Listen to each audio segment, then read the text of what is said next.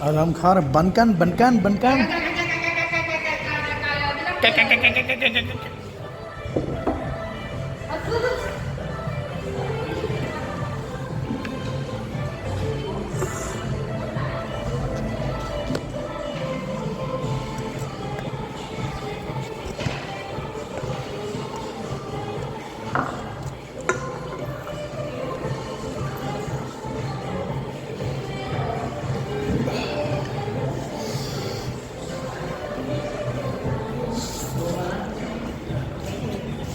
Đúng rồi, chị hay. Đúng rồi, em tin chị hay. Được rồi.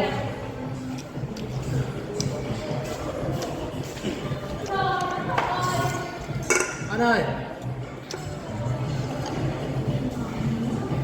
Anh chưa. What is your name? Her name? An. An.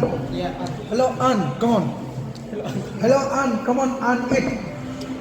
Anh ăn đi anh. Ăn đi ăn. An ít là An ít.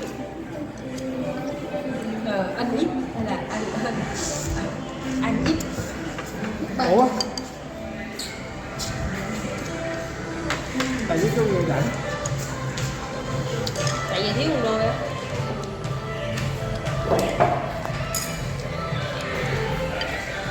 Người lên đây ai đã ăn cơm mà biết.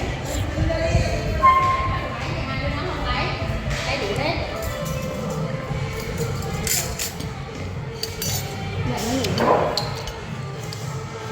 Ôi rồi. Không biết mạnh bậy gì nhưng mà bạn kia nó nấu chút chè rồi đúng bạn.